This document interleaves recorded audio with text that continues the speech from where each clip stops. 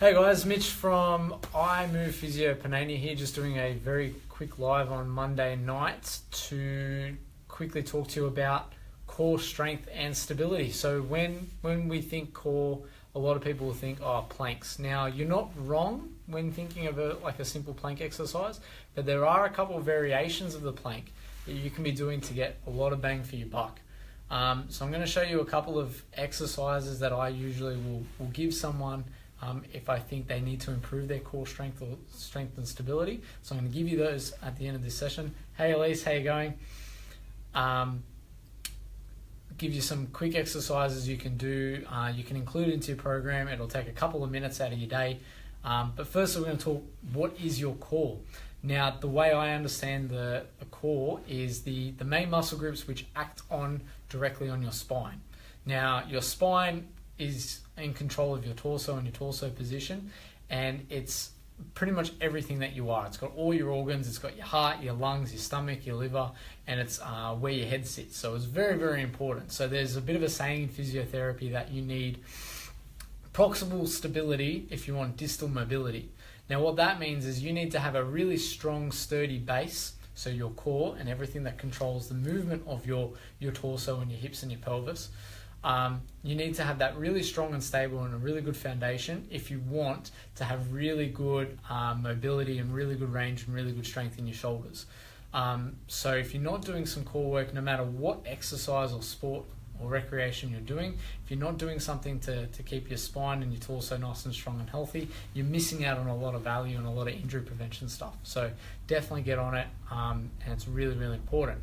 The main muscle groups I usually like to look at, or at least look at their actions when it comes to core stability, would be your anterior core. A lot of physios or Pilates people will focus a lot on TBA.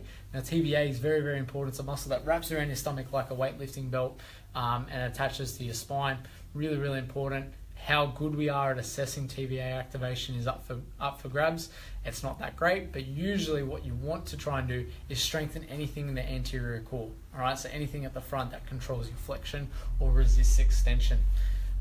Secondly, your obliques, the muscles on your side and your QL, which really, really organize your rotation. So how much you twist and go from side to side. So really important, especially if you're a runner. That's where a lot of power production can come from, as well as your hips and your glutes. But that ability to rotate and resist too much rotation can really help keep your back nice and healthy. Third one is the muscles on your back. So usually when people think core, they think, yep, get into a plank, I can hold a plank for 5 minutes, I've got a really strong core. Not necessarily. You've got a really strong anterior core if you're doing it correctly, but there's ways that you need to progress that. So I'm going to show you a couple of ways of doing that. So firstly, your traditional plank. What you want to be looking for is you want to make sure that you're nice and flat. So we'll just move it that way. So you want to make sure that you're in a nice flat position and on your elbows, right? You want to make sure that you're not turning into a Harbour Bridge or a Saggy Sally. You want to make sure your hips are nice and level, your hips are tucked under, and you can really feel that burn through the front. Now, if you can do this particular hold for a minute, that's great. Anything longer than that is a little bit of overkill, and you can actually find a way of making it harder. That way you don't have to hold it as long. So usually what I like to try and introduce is a foam roller. So what you're going to do with this is you're actually going to actively lengthen and shorten the muscles in your anterior core. If you're a runner, this one is fantastic for you. So what you do is you get the foam roller, you rest the ends of your forearms, so quite close to the wrist, underneath your shoulders, get into a normal plank position, and then what you do, keeping your body nice and still, roll it out and bring it in. So we don't want to be doing this and shifting our whole body forward. Roll out, roll in. And you can even do the same thing with something like a barbell or an ab roll machine. So something like one of these if you've got it. I find the foam roller is probably best because most people have one of those. So give that a go.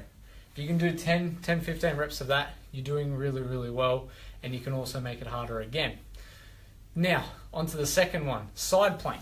So this one here, really good for that rotation and those obliques. So what you're going to do is you're going to make sure your elbow is underneath your wrist, your hips. you form a nice straight line, you get your hips up nice and high and push them nice and forward. Now if you're in a good position, so you're getting those hips forward and high, you'll really feel the muscles in that lower side of your stomach really working quite hard. Okay, so I'll just go from side on so you can see that position here. So here, don't want to be bent like this, don't want to be overarching, nice and straight, hips up and hold. Same thing, if you can hold it for a minute, doing really well, got to make it harder. Way of doing that, add in a leg lift. So if you're a runner, really good way of doing that, pretend like you're running. Right, get your knee up into that running pose, keeping those hips nice and level and hips up nice and high, and then back down. Or you can do a simple start. When you can do those for a minute, you're doing very well. They're really tough. So give that one a go. Really good for your side, your lateral core, your rotation. Okay. Another real simple one is what I call the reverse plank or a straight-legged bridge. Now, this one is probably the easiest one to do to start off with.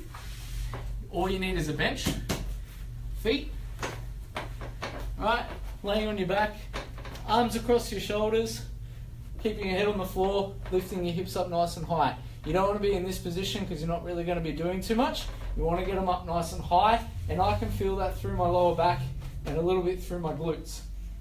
Now usually people can hit the minute mark on that one quite easily. Now a really good way of progressing that, you got both legs on the bench, take one leg off, and just an inch off the bench. All right, so that'll look like this. Hands over your shoulder, hips up nice and high, keeping the hips still. Imagine you've got a bowl of water sitting on your hips. You don't let it twist or roll off. Hips up high, one foot just off, and trying to hold. Okay, and then do that. Hold the other side. And I can feel that pretty much from the bottom of my heel all the way up my hamstring and in my lower back, all the way up to my shoulder blades. Now, you may get that burning feeling in your lower back. That's not a bad thing, right? You've got muscles around your lower back. We need to make them strong. So these particular exercises, really good at learning how to resist movement, okay? And that's what the muscles around your core need to be able to do. They need to be able to do two main things. They need to be able to resist movement, right? And they also need to be able to control movement. Now, learning how to resist movement is really important. Hey, Ivana, thanks for joining. We're just talking a bit core strength, stability, and going through my my 4-minute little core exercise that I've shown you before. So these exercises here are really good at learning to resist movement, strengthening up those muscles and being able to hold a particular place, okay? So give them a go. Normal plank, right? If you can do that for a minute, chuck in that eccentric, that lengthening and shortening with the foam roller, an ab roller, or even a barbell if you've got one. Foam roller is probably the best option. Side plank, right? So you want to go side plank, hips up high, hips forward, nice straight line. If you want to make it harder, lift the leg up into a star or into a running pose, and reverse side plank. Reverse plank. Now, feet up on a bench, just your heels on the bench. If it's a bit too yucky on your knees, you get a bit too much load on your knees doing that, just have more of your leg on the bench, all right? That'll take a little bit of the load off and work your way to having your heels on. Third exercise, help or hinder? Great question, Galen. She was just asking if you're already tender in the lower back, does the third exercise help or hinder? Now, in my anecdotal experience with it, I generally find it doesn't hinder. It does start a nice, easy way of loading up the spine. You're not putting any real compressive load on the back. You're actually just having your feet on the bench and lifting the hips up. Now, if you find like it is too aggravating, have more of your leg on the bench. So you can start with something like even a bent-legged, like a traditional glute bridge. So like here, and up and pushing, and that puts a little bit less load on my back and a little bit more emphasis on the hammies and the glutes. And you can even work your way to straightening your legs and pushing up and having more leg on the bench. So like here, I've got my calves on and pushing up. I generally find with people who have a sore lower back, the 2-footed one on the bench generally doesn't hurt too much. It's a really good starting point just to get them to learn how to use the lower back muscles and and start strengthening them up. But if you're already quite tender and quite stiff around there, I'd definitely say work with your health professional before you try anything too crazy. But I would say try giving it a go, and if it hurts too much, go and see someone and get it checked out professionally. Okay? So yeah, give those 4 exercises a go. If you do it, if you stick to that 1 minute sort of goal on each movement, you can knock all that out in 4 minutes. Like 4-minute core session is really, really good. And once you can hit those little targets, keep progressing and go harder and heavier and bigger and better onto stronger things. So the stronger you are, the harder you are to break. Okay? If you've got any other questions, please post them up, and we'll try and get back to them as soon as we can. All right? Have a great rest of the week, and I'll see you next week.